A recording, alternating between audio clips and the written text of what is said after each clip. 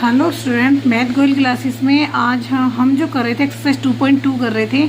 आज 2.2 का question number 7 करेंगे। क्वेश्चन नंबर 7 में आपसे पूछ रहा है simplify and solve the following linear equations. मतलब हमें कोई भी लीनियर इक्वेशन होगी उसे सिंप्लीफाई करने के बाद उसे सॉल्व करना है। ओके, तो ये देखो लीनियर इक्वेशन है। इस लीनियर इक्वेशन में आपको सिंप्लीफाई करना है, फिर उसके बाद सॉल्व करना है। अब किस तरह से इसे सॉल्व करेंगे, वैसे मैंने सॉल्व करने का तरीका आपको लास्ट वीडियो में 2.2 के क्वेश्चंस में बता रखा है किस तरह से करते हैं, पर ये थोड़ा सा अलग तरीके में है, पर करने का तरीका सेम वही है। जैसे कि मैं आपको बताती हूँ, कोई भी ब्रैकेट के बाहर कोई भी जो भी डिजिट रखी है तो उस डिजिट के मल्टीप्लाई ब्रैकेट के ईच डिजिट के अंदर करनी पड़ती है मल्टीप्लाई। 3 की टी में करेंगे 3t माइनस 3 3 ज़ा 9, 5 2 ज़ा 10t प्लस 5 1 ज़ा 5। ओके, अब जो वेरिएबल है उन्हें एक साइड ले आते हैं हम वैल्यू फाइंड करने के लिए, और हमेशा देना है इक्वल के जो इधर दूसरी वैल्यू होती है वो दूसरी साइड इक्वल के लाने पर हमारी डिजिट की साइन चेंज हो जाता है। मान लो ये पॉजिटिव है तो पॉजिटिव की जगह यहाँ पर आएगा तो ये डिजिट क्या हो जाएगा आपके नेगेटिव। इसी तरह हम कांस्टेंट को कांस्टेंट की साइड लेंगे। बस हमेशा ध्यान है इक्वल से दूसरी साइड ले जाने में साइन चेंज होते हैं। नेगेटिव 9 है तो दूसरी साइड आएगा तो प्लस 9 हो जाएगा। ओके, क्लियर है। अब 3t में से छोटी डिजिट में से बड़ी घटाओगे तो बड़ी का साइन आएगा तो नेगेटिव, और 7t 5 और 9 कितने हो गए आपके 14। t इज इक्वल टू हो गया 14 अपॉन माइनस 7। ठीक है, 7 2 जा 14, तो t की वैल्यू क्या आ गई निगेटिव। निगेटिव चाहे ऊपर हो चाहे नीचे हो कोई फर्क नहीं पड़ता, निगेटिव में ही लिखी जाएगी वैल्यू। t की वैल्यू 2 आ गई। अब देखो ये मैंने इसे सिंप्लीफाई करके वैल्यू सब निकाल दिया। अब मुझे ये भी पता करना पड़ेगा कि वैल्यू गलत तो नहीं है जो निकाली है, तो उसको चेक करने के लिए चेक द आंसर। ठीक है, मैंने लेफ्ट हैंड साइड उठाया, पहले left hand side 3t minus 3। Okay, 3t की वैल्यू क्या आ गई -2 -3। अब माइनस माइनस को जोड़ोगे तो ऐड होते हैं, बस साइन माइनस का आता है। 3 2 5 5 3 ज़ा 15 माइनस का। ये तो आपकी लेफ्ट हैंड साइड डिजिट। अब इसी तरीके से आप राइट हैंड साइड कर लो। 5 2t प्लस 1 5। आप चाहे तो इसे अंदर भी वैल्यू रख सकते हो, वरना 5 2 जो 10 पहले सिंप्लीफाई करो 10t प्लस 5 1 5। अब 10t की वैल्यू क्या निकली थी -2 प्लस 5। ओके, 10 की -2 मल्टीप्लाई करोगे तो -20 प्लस 5। आपका आंसर क्या आ गया -15। अभी देखो लेफ्ट हैंड साइड जो है आपकी वो बराबर राइट हैंड साइड के, इसका मतलब आंसर आपका करेक्ट है। ओके, तो चेक जरूर करना क्वेश्चंस को सिंप्लीफाई और सॉल्यूशन निकालने के बाद उसको चेक करना। चेक करने से हमें ही पता चल जाएगा हमारा जो आंसर आया है वो बिल्कुल करेक्ट है। ओके, इसी तरीके से अब आप क्वेश्चन नंबर 8 करोगे। क्वेश्चन नंबर 8 में आपसे देखो ये रहा question 15y minus 4 minus 2y minus 9 plus 5y plus 6 equal to 0। ये आपका क्वेश्चन है। लाइन यहाँ पे खींच लो। ओके, अब वही सेम चीज जो बाहर डिजिट होते हैं उसके ब्रैकेट में मल्टीप्लाई करेंगे ईच डिजिट के अंदर जो भी नंबर होगा। 15y माइनस 15 4 जा okay minus 2y minus minus plus. बस साइन का ध्यान जरूर रखना है, मल्टीप्लाई में क्या आता है एडिशन में क्या होता है। माइनस माइनस प्लस 9 2 ज़ा 18 प्लस 5y प्लस 6y ज़ा 30।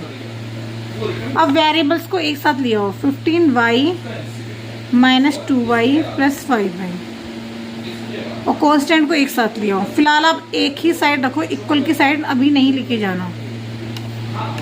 ठीक है, स्टेप बाय स्टेप क्वेश्चन करना तो गलती नहीं होने की है। 15y में से 2y गए 13y प्लस 5y अगर आप डायरेक्ट सॉल्व कर सकते हो तो डायरेक्ट भी सॉल्व कर सकते हो कि इन तीनों y का कैलकुलेशन करके जो आएगा। मैंने -60 ऐसे लिख दिया, 18 और 30 को मैंने जोड़ दिया 48। 13y और 5y कितने हो गए 18y। 60 में से 48 गए तो क्या आपको क्या बचा 12, वो भी माइनस का क्योंकि 60 बड़ा है।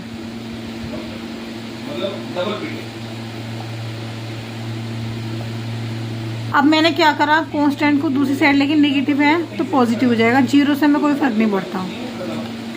y इक्वल टू कोफिशिएंट वाला डिवाइड में आ जाएगा। अब जो अगर कर सकता है तो कर दो, 6 2 12, 6 3 18, तो y की वैल्यू क्या आ गई 2.3। ओके, अब इस 2.3 को आपको वेरीफाई भी करना है। क्या करना है, वेरीफाई करना है। मैं करा देती हूँ, नेक्स्ट क्वेश्चन को आपको खुद ही सेल्फ करना है और उसका सॉल्यूशन मुझे कमेंट बॉक्स में लिख के भेजना है कि किन किन स्टूडेंट्स ने ये क्वेश्चन में क्लियर समझ में आ गया है और मेथड समझ में आ गया। तो इसीलिए आपको कमेंट बॉक्स में क्वेश्चन नंबर 9 खुद सेल्फ करके भेजना है। अगर कहीं पर अटक गई या कुछ भी परेशानी है तो मैं उसकी वीडियो भी आपको सेंड कर दूँगी। अब इसको सिंप्लीफाई करने के लिए क्या करना है, आपका लेफ्ट हैंड साइड उठाना है। लेफ्ट हैंड साइड हो या राइट हैंड साइड हो, क्योंकि स्कूल में तो कुछ लिखा हुआ नहीं है। तो 15 y की वैल्यू क्या है 2/3 माइनस। अब एक काम करो, आप इसमें उठाओगे तो आप इसकी जगह इसकी इस वाले इक्वेशन उठा लो जो मैंने इक्वेशन की मल्टीप्लाई करी है। ओके, वैसे तो एक बार बताओ, जब इसमें वैल्यू आप पुट करोगे तब भी आपका सही नहीं आंसर आएगा। बस ये है कि इसे पुट करने के बाद आपको थोड़ा सा कंप्लीट वेरीफाई हो जाएगा, आपका डिजिट जो है सही है, इक्वल है। पर इसमें इक्वल करने की कोई जरूरत ही नहीं, यही वैल्यू निकल कर आएगी। बस y की वैल्यू पुट करोगे तो 0 आना चाहिए आंसर। क्या आना चाहिए 0। तो आप पुट करके देख लीजिए। और जो भी क्वेश्चन आपका एग्जाम में आता है, हर क्वेश्चन में लीनियर क्वेश्चन में आपको वैल्यू को पुट करके देखना है कि आंसर आपको करेक्ट है या नहीं है। तो मैं इसकी इस वाली क्वेश्चन में पुट कर लेती हूँ जो मैंने सिंप्लीफाई कर लिया। 15 y की value 2/3 minus 60 minus 2 into 2/3 plus 18 plus 5 into 2/3 plus 30। Okay, ये मैंने यहाँ पर y की वैल्यू पुट करी है। 3 5 15, जो कट सकता हो काट दो। 5 2 10 माइनस 60 माइनस 2 2 4, ये नहीं कट रहा तो इसे ऐसे ही छोड़ दो। प्लस ऐसे ये नहीं कट रहा, 5 2 देखो नहीं कट रहा, 5 2 10/3 प्लस 30। ओके, अब 10 में से 60 गए माइनस 50। जो डिनोमिनेटर्स में लिखे हुए हैं रेशियल नंबर्स में वो आप एक साइड लिख लीजिए और प्लस 30 और 18 को, मतलब कैलकुलेशन आप अपने हिसाब से करो जैसे नॉर्मल कैलकुलेशन करते हैं, मैं अपने हिसाब से कर रही हूँ। 48, अब माइनस 50 और 48 को मैंने एक साथ ले लिया तो ये बचा -2।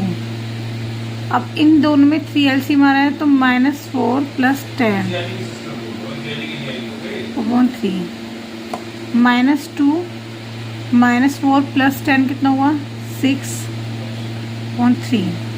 ठीक है, अभी इसी में मैंने इसकी कैलकुलेशन इसमें नहीं करी है। 3 2 6 तो -2 और एक माइनस देखो बाहर भी चल रहा था। यहाँ तक आपने कर लिया था, इतना बचा था। फिर हम क्या करेंगे, उस पूरे में जब नीचे डिनोमिनेटर पे कुछ नहीं होता तो उसको हम 1 मान लेते हैं। ठीक है, तो 1 और 3 का एलसीएम क्या हो गया 3 3 1 3 3 2 6 -4 -10, क्योंकि 3 से 3 कैंसिल हो जाएगा, 1 आएगा। अब ये तीनों ही डिजिट आपके क्या है माइनस में, सॉरी ये आपका प्लस में था, प्लस में। तो -6 -4 -10 प्लस 10/3। अब 10 से 10 कैंसिल हो गए 0, और किसी भी डिजिट को डिजिट से 0 को डिवाइड करेंगे तो आपको क्या आता है 0। तो यही हमें दिखाना था, लेफ्ट हैंड साइड इक्वल है राइट हैंड साइड। इसका मतलब आपका आंसर क्या है वो बिल्कुल करेक्ट है। तो बस जो भी आंसर आपका आता है उसको आपको गिवन इक्वेशन में रख के पुट करके आपको ये देखना left hand side right hand side के इक्वल आ रही है तो that is the linear equation. Okay, correct है। 9 क्वेश्चन आपको खुद करना है। 9 क्वेश्चन नोट डाउन बता देती हूँ मैं कौन सा है। 5z minus 7 minus 2 9z minus 11। Same इसी टाइप से है, तो स्टेप बाय स्टेप करोगे और मुझे उसका सॉल्यूशन करके भेजोगे।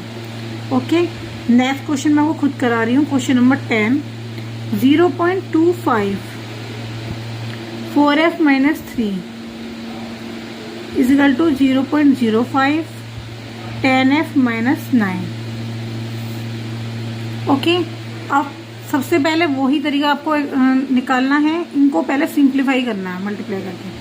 0.25 की इसमें 4 में मल्टीप्लाई करोगे 25 4 जा 100, 100 में आपको 2 जीरो के बाद पॉइंट्स लगाओगे तो आपको क्या आएगा 1, तो एफ ही आएगा। माइनस 0.25 की मल्टीप्लाई 3 में करोगे तो 25 3 जा 75, तो 0.75। ओके, इजिकल टू इसी तरह से इसमें करोगे आप मल्टीप्लाई, तो देखो यहाँ 10 है, जैसे 10 से 10 जीरो कटे तो 0.05 आएगा, 0.5 एफ। 9 5 जा 45। अब मैं आपको बता देती हूँ मैंने मल्टीप्लाई किस तरीके से करी है। अब देखो दोबारा से 0.25 की मल्टीप्लाई अगर आप 4 में करते हो तो आप सबसे पहले हमेशा पॉइंट को पहले सेपरेट रख लो। पॉइंट्स हटा के नीचे जीरो लगा दिए, पहले 25 की 4 में मल्टीप्लाई करो तो क्या आएगा 100, 100 से 100 कैंसिल हो गया तो आपका ओनली 1 बचा, तो इसलिए एफ। ठीक है, अब इसी तरीके से देखो आपने 0.5 तो 3 5 जा 15 3 2 6 1 7, तो ये ऐसे ही आगे मल्टीप्लाई। अब नेक्स्ट मैंने देखो 0.05 की मल्टीप्लाई अगर 10 में करोगे तो वही सेम पॉइंट्स हटा के करो मल्टीप्लाई, तो गलती नहीं होगी। जितनी भी पॉइंट्स के बाद पॉइंट से पहले डिजिट होगी उतनी ही जीरो लगेगी। पॉइंट से पहले 2 डिजिट है 2 जीरो लग गई, 1 0 से 1 0 कैंसिल हो गई, तो यह क्या है आपका 5/10, क्योंकि 5 से पहले जीरो की कोई वैल्यू नहीं होती। तो इसका मतलब 1 0 है तो 0.1 के बाद लगे तो 0.5, तो 0.5 आ गया। इस तरीके से मैंने मल्टीप्लाई करी और ये सिंपल 9 5 से 45, 2 के बाद पॉइंट्स आ गए। ओके, क्लियर है। अब मैंने कहा वेरिएबल को वेरिएबल की साइड ले आते हैं, इसको दूसरी साइड ले जाएंगे तो साइन चेंज हो जाएगा। अब माइनस 0.45, इसको दूसरी साइड ले आएंगे तो 0.75। ठीक है, अब 1 में से भाई अगर f के साथ कुछ नहीं है तो उसका मतलब 1 माना जाएगा। 1 में से 0.5 घटाते हो तो आपको 0.5 ही बचेगा। अब ये देखो इसको कैलकुलेशन किस तरह से, ये नेगेटिव है ये पॉजिटिव है। ठीक है, तो मैं क्या करूँगी, अब ये बड़ा है ना पॉजिटिव का, तो पॉजिटिव में से 4 5 घटा देती हूँ। देखो 5 में से 5 है 0, 7 4 गए 3, 0.30 आ गया। और वैल्यू किसकी छोटी है, नेगेटिव वाली छोटी है, तो साइन कोई आएगा नहीं, तो 0.30। ओके, तो f की वैल्यू के साथ जो भी वेरिएबल है उसे हम नीचे ले आएंगे। अब सबसे पहले कैलकुलेशन काटने का तरीका, ये पॉइंट हटा तो ऊपर 1 0 आ गया, क्योंकि 1 से पहले केवल 1 ही डिजिट है। अब ये पॉइंट हटा तो 2 डिजिट है तो 2 0 आ गया। अब 0 काटो, 1 0 से 1 0 कैंसिल हो गया, 1 0 से 1 0 कैंसिल हो गया। ठीक है, आप चाहे तो इसे 0 कैंसिल मत करो, एक वाले को इसको ऐसे ही रहने दो। आपका आएगा 5 6 जा 30, तो f की वैल्यू आएगी 0.6। बिकॉज दोबारा देख लो मैंने क्यों करा, मैं एक बार और बता देती हूँ। 0.30 अपॉन 0.5 का आपको डिवाइड करना था, मैंने लिए पॉइंट हटा के यहाँ 10 लिख लिया, यहाँ पॉइंट हटा के 2 0 लगा दिया।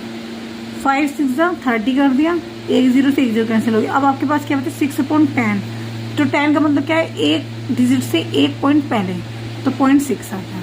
ओके, इस तरीके से मैंने करा है। अब आपको सिंप्लीफाई मतलब वेरीफाई करना है, ठीक है, कि आंसर 0.6 आपका करेक्ट आया है। तो वही चीज़ सेम मैंने आपसे बोला था, जो सिंप्लीफाई करके आपने इक्वेशन निकाली है ये वाली, इस इक्वेशन पुट करो। तो आप क्या करोगे, दिस वैल्यू